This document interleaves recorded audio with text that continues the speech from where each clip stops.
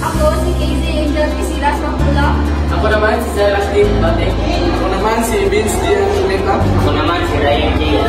Ako naman si Rick Lawrence Patatan. Ako naman si Little Deeds Mapula. At kami ay mga estudyante na nagmula sa ikalabing isang baitang seksyong IM2. At ngayon, kami ay magtatanong sa mga iba't ibang senior high students dito sa ACLC College of Mandaue patungkol sa wika at kultura. Ano tinutulungan ng wika ang pagpapahayag ng kultura?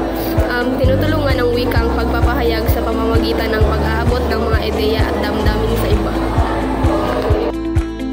Paano nakakatulong ang wika sa pagpapahayag ng saloobin, damdamin at karanasan ng tao sa kanyang kultura?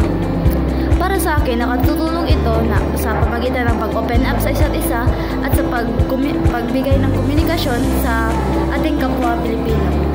Ayun lang po, salamat. Sa pagbabago sa lipunan at teknolohiya, paano natin mapapatuloy na mapahalagahan ang mga katutubong wika at kultura? Mapapatuloy natin ito sa pamamagitan ng pagbikas ng wikang Filipino at pagtakilik ng ating sariling produkto. Paano naiiba ang kultura natin sa kultura ng ibang bansa?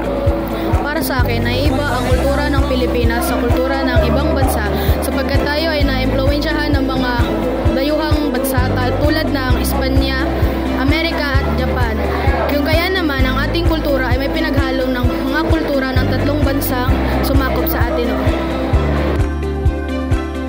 Paano nagbabago ang wika at kultura sa paglipas ng panahon?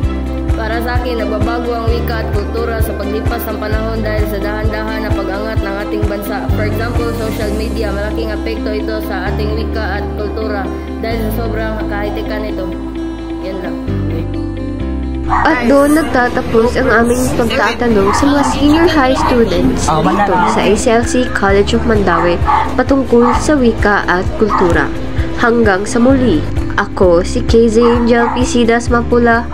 Ako naman si Silas Libate. Ako naman si Vince Dian Cometa. Ako naman si Ryan J. D. Asegurado.